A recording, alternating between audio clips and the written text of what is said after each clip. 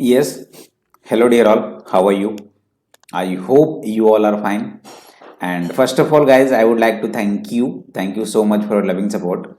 And guys, thank you so much who criticize me so that I can also improve my performance. तो basically ये आप लोगों का अच्छी खासी सपोर्ट है जो कि काफ़ी हेल्पफुल भी है।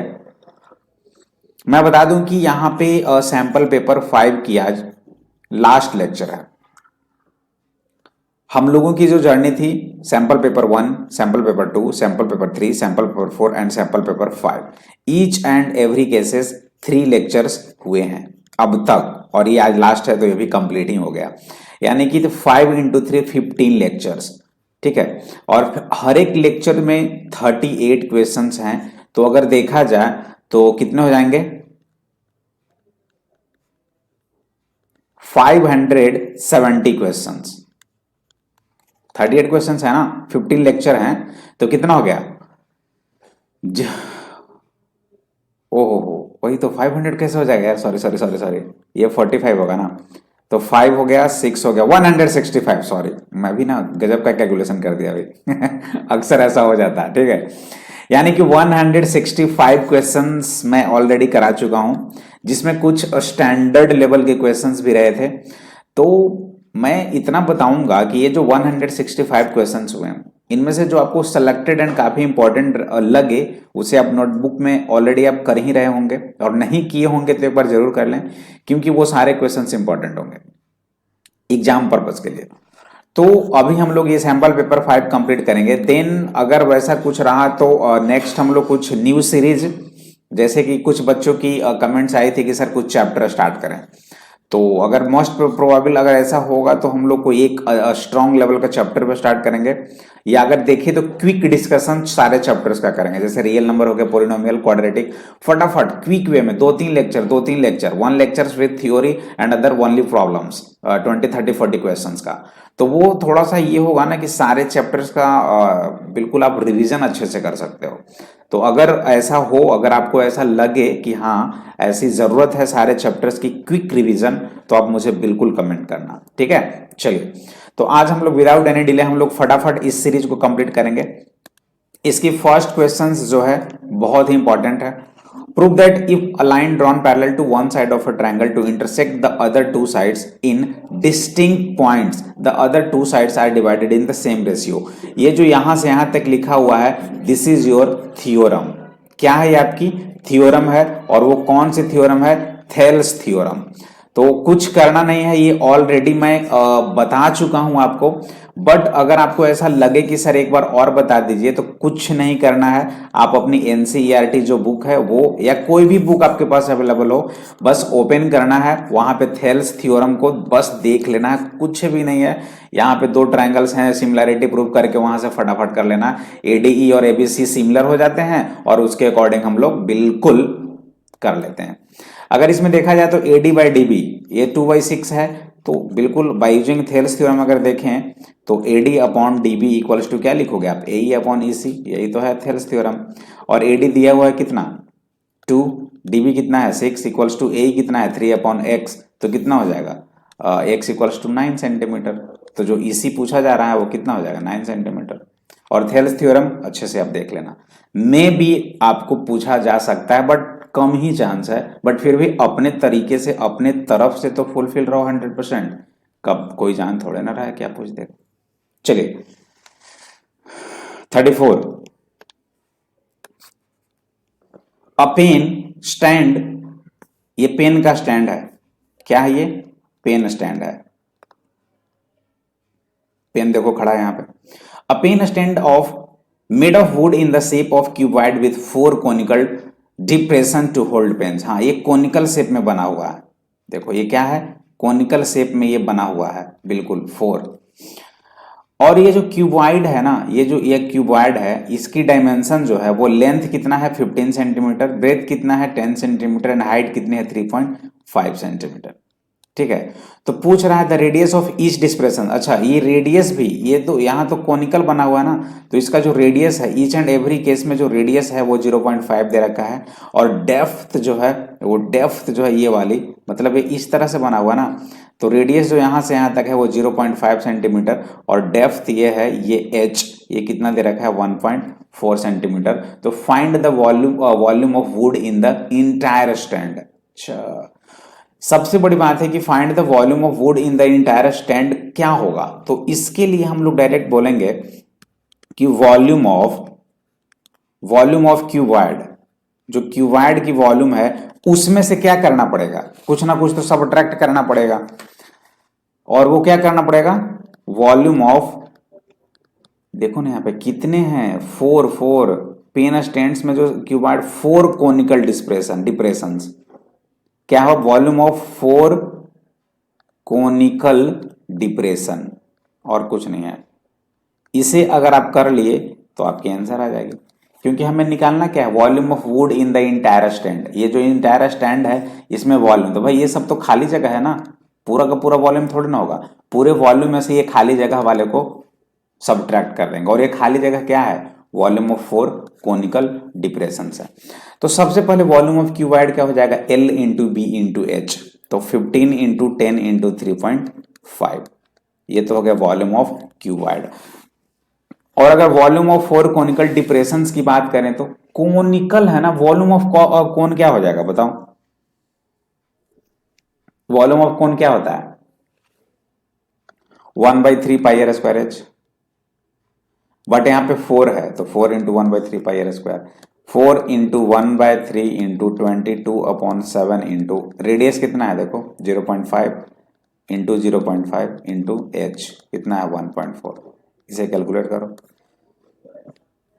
इसकी जो वैल्यू आएगी और इसकी जो वैल्यू आएगी दोनों को सबट्रैक्ट करना है, you will get the answer, बस और कुछ नहीं। वैसे मेरे पास अभी कैलकुलेटर नहीं है, नहीं तो मैं कैलकुलेट कर देता, ये आपकी काम है, इतना तो आप कर नहीं सकते हो, बस कॉन्सेप्ट को समझना कि अगर यहाँ पे वॉल्यूम अगर इसका निकाले हम लोग इंटायर स्टैंड का, तो टोटल वॉल्यूम हम लोग निकाल दिए, क्यूबिकल है यहाँ पे, क्यूबॉइड का फॉर्म है, तो क्यूब का वॉल्यूम, क्यूबॉइड का वॉल्यूम LBH हो गया, उसमें से ये जो स्टैंड है ये 4 स्टैंड है, 4 कोनिकल डिप्रेशन हैं, 1 कोनिकल डिप्रेशन की वॉल्यूम हो जाएगी 1/3 पाई आर स्क्वायर एच, 4 है तो 4 इंटू 1/3 पाई आर स्क्वायर, सब कुछ गिवन है, आंसर आ जाएगा।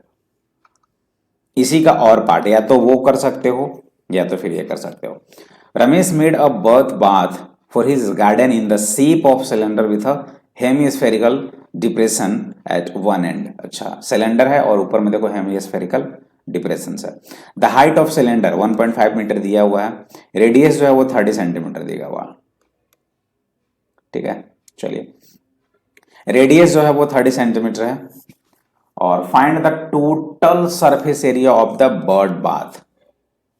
अच्छा, ये बर्ड बाथ है, नॉट बर्थ बाथ, बर्ड चिड़िया के लिए नहाने का जगह, ऐसे समझ लो सिंपल भाषा में। तो surface area of bird bath कैसे निकालोगे यार, यहाँ पे तो दो चीजें हैं, एक हो गया आपका हेमिस्फीयर और दूसरा हो गया सिलेंडर, लेकिन आर जो है वो दोनों में कॉमन है ना, 30 सेंटीमीटर जो है वो दोनों के लिए, इसके लिए भी है, हेमिस्फीयर के लिए भी है और सिलेंडर के लिए भी है। तो क्या करेंगे हम लोग बताओ, तो अगर हम लोग टोटल यहाँ पे सरफेस एरिया निकाले यानी कि टोटल सरफेस एरिया, तो वो क्या हो जाएगा, कर्व्ड सरफेस एरिया ऑफ जो सिलेंडर है वो, curved surface area of cylinder plus curved surface area of ऊपर वाला जो हेमिस्फीयर है यहां से यहां तक ऑफ हेमिस्फीयर, यही होगा ना। फटाफट आप लोग भी करो। तो सिलेंडर का कर्व्ड सरफेस एरिया क्या होता है 2πRh, और curved surface area of hemisphere निकालें तो क्या हो जाएगा, हेमिस्फीयर का कर्व्ड सरफेस एरिया क्या होता है, हेमिस्फीयर है 2πr², ठीक है, क्या हो जाएगा 2πr²। अब कर लो यार, अब तो कुछ बचा ही नहीं।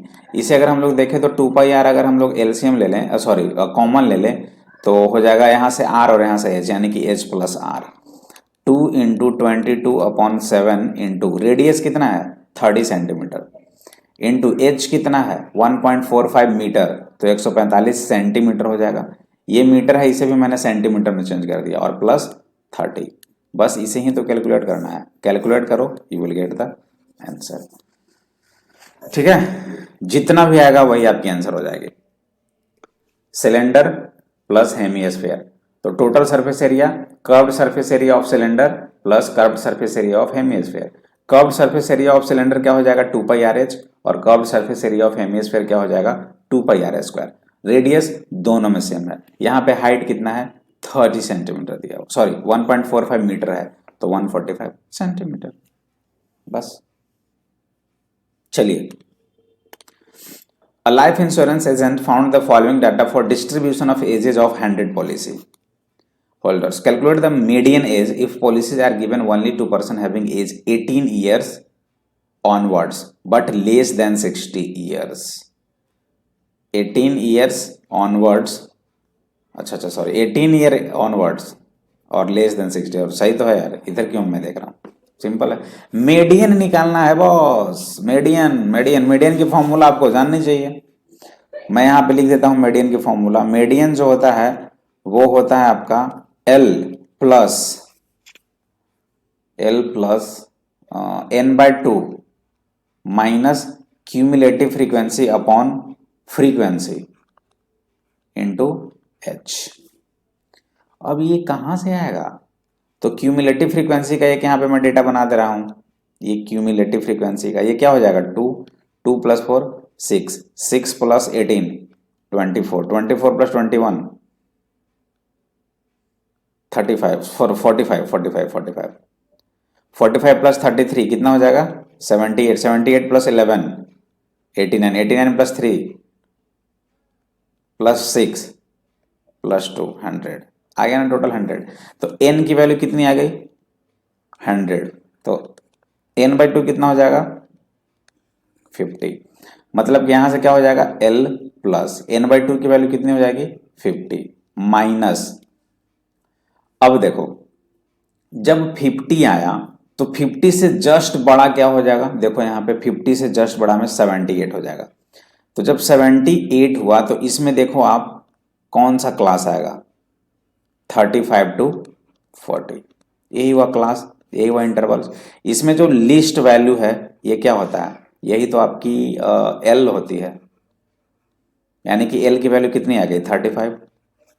क्लियर है, L भी आपके पास आ गया 35, तो 35 हो गया। हाँ, क्यूमुलेटिव फ्रीक्वेंसी कितना हो जाएगा, यहाँ पे क्यूमुलेटिव फ्रीक्वेंसी कितना है 33, और 33 प्लस 21 कितना हो गया 45, तो क्यूमुलेटिव फ्रीक्वेंसी हो जाएगा 45। क्लियर है, और F कितना हो जाएगा फ्रीक्वेंसी किसकी, फ्रीक्वेंसी का रेंज कितना है 33 ही तो है ना, तो 33 और इंटू H अगर देखें तो H कितना हो रहा है यार यहाँ पे 5 5 5 5, सबका गैपिंग 5 5 का ही है ना, तो ये 5 हो जाएगा। यानी ओवरऑल आपको क्या करने हैं 35 प्लस 50 माइनस 45 5 अपॉन 33 इंटू 5, बस दिस इज योर आंसर, जितना भी आ जाए कैलकुलेट कर लेना आप, यही है। चलो 36, या तो ये करो या तो फिर ये करो, ये दोनों करना है। थर्ड में या तो ये करो या तो फिर ये करो। In the month of April to June 2022 जो भी चल रहा है, the exports of passenger cars from India increase by 26%। In the corresponding quarter of 2021-22 as per a report, a car manufacturing company planned to produce 1800 cars in 4th year and 2600 cars in 8th year। ये से दिख जाएगा कि arithmetic progression की question है। 4th year यानी कि A4, और इसकी वैल्यू कितनी है 1800। आप डायरेक्ट बोलोगे सर A प्लस 3D की वैल्यू कितनी हो जाएगी 1800। 2600 कार्स इन 8th ईयर यानी कि A8 जो है वो कितना है 2600, तो A8 को क्या लिखोगे A plus 7D equals to 2600। इसको मैं यहाँ पे लिख देता हूँ A plus 7D equals to 2600। अब करता क्या हूँ मैं, दोनों को सबट्रैक्ट कर देता हूँ, तो सबट्रैक्ट करने के बाद ये दोनों कैंसिल, तो ये क्या हो जाएगा 4D minus 4D equals to minus 800, तो D इक्वल्स टू कितना हो गया 200। D की वैल्यू आ गई 200।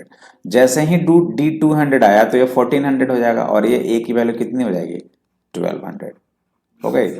तो भाई पूछ रहा है first question, find the production in the first year, तो प्रोडक्शन फर्स्ट ईयर में A ही होता है ना, और A की वैल्यू कितनी है 1200, तो 1200 इज योर आंसर।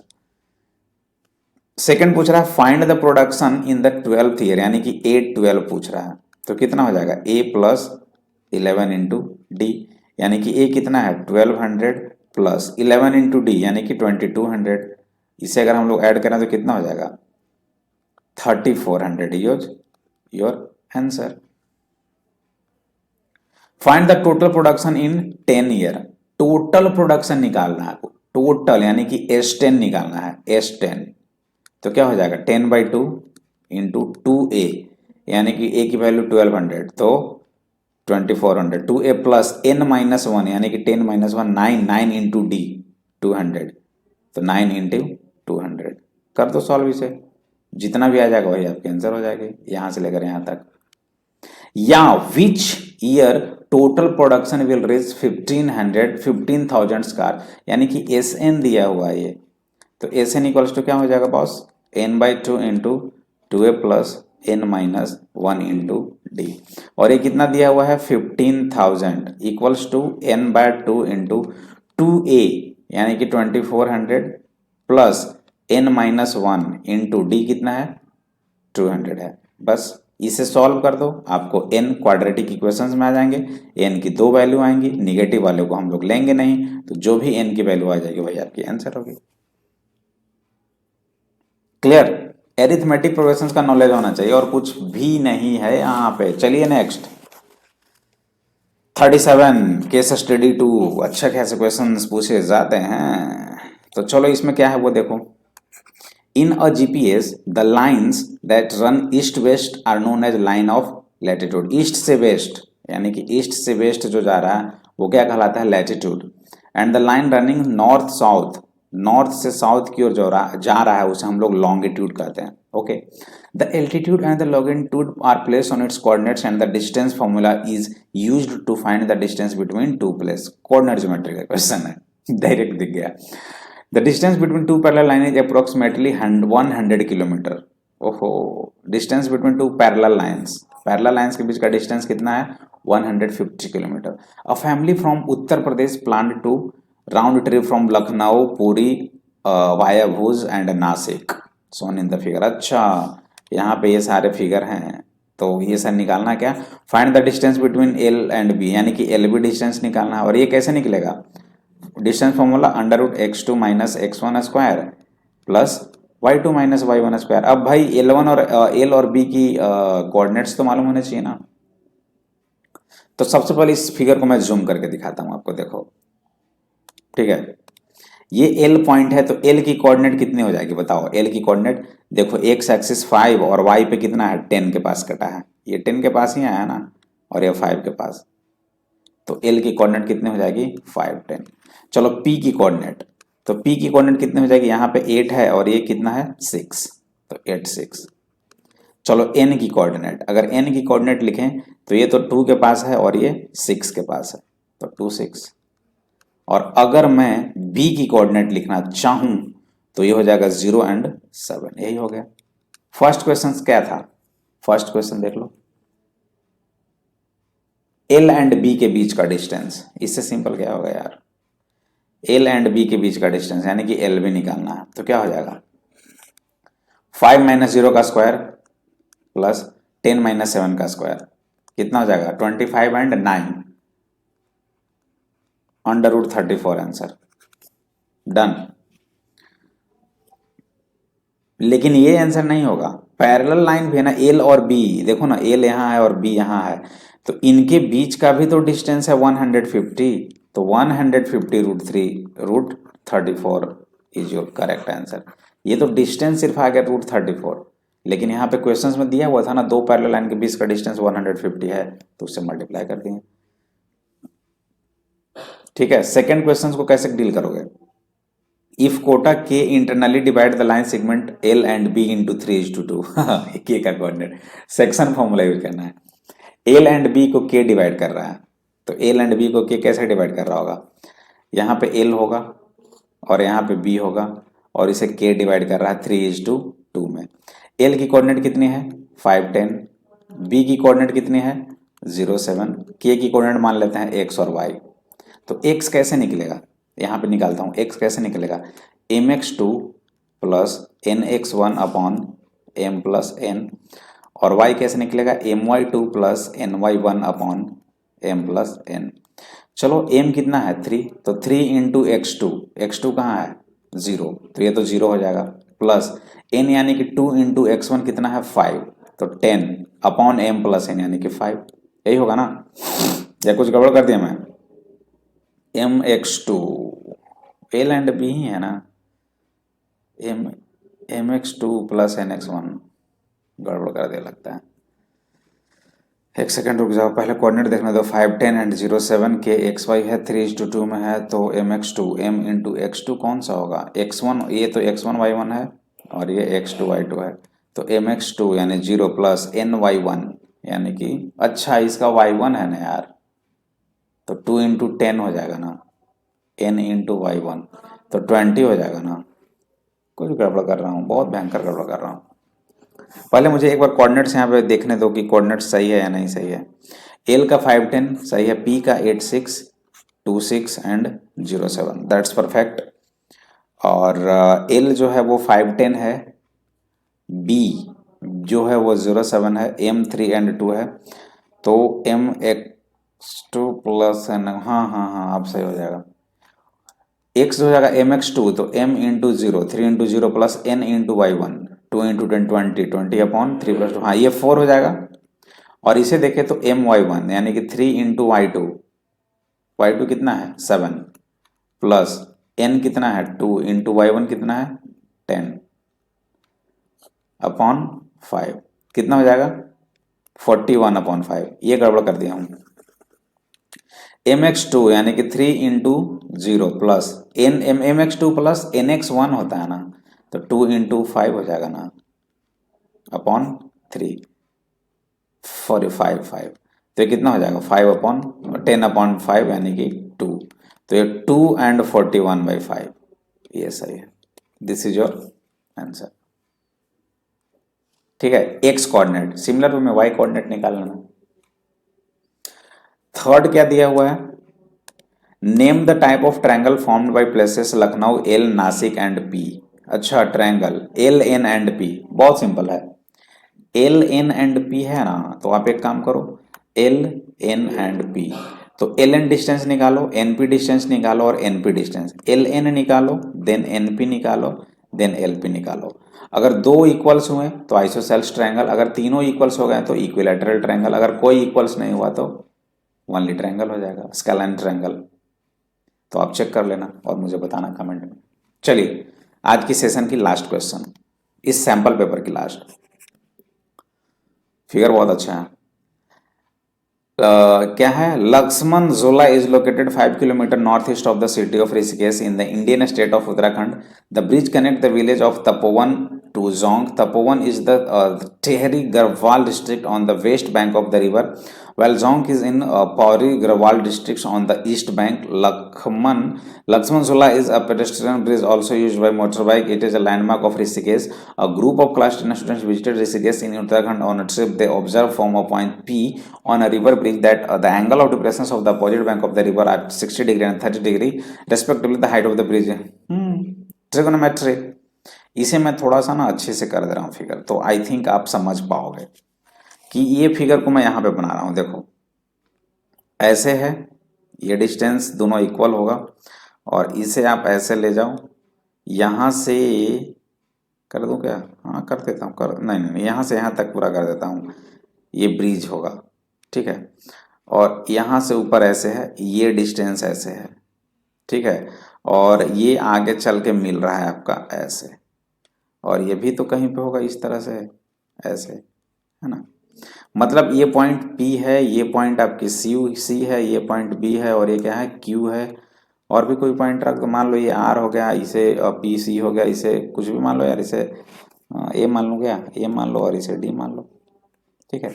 क्वेश्चंस में क्या दिया हुआ 18 मीटर, ब्रिज की जो लेंथ है वो 18 मीटर, यानी कि RB 18 मीटर है, यहाँ से लेकर यहाँ तक 18, तो ये भी 18 हो जाएगा यहाँ से यहाँ तक, और ये भी 18 हो जाएगा यहाँ से यहाँ तक। 30 degree and 60 degree and 30 degree, मतलब रिवर का अगर हम लोग देखें तो ये 30 डिग्री है, और एंगल ऑफ डिप्रेशन से अगर देखें तो ये भी 30 डिग्री हो जाएगा, 30 30 ये 60 डिग्री हो जाएगा और ये 60 डिग्री हो जाएगा, यही है ना। The observer from a point P, P से ऑब्जर्वर है, ये देख रहा है opposite bank of the river R 60 and 30, मतलब opposite bank of the river में देख रहा है तो ये 60 डिग्री बन रहा है, ठीक है। यहाँ से यहाँ तक ये 60 और यहाँ से यहाँ तक ये 30 डिग्री, ये 30 डिग्री और ये 60 डिग्री, यही है ना। एंगल ऑफ डिप्रेशन यहाँ से एंगल ऑफ डिप्रेशन इधर 30 तो ये भी 30 हो जाएगा, हो जाएगा। और इधर अगर एंगल ऑफ डिप्रेशन 60 बन रहा है तो ये फिर 60 बन जाएगा। Find the distance, distance P A, तो सही तो है यार, पी ए निकालना है।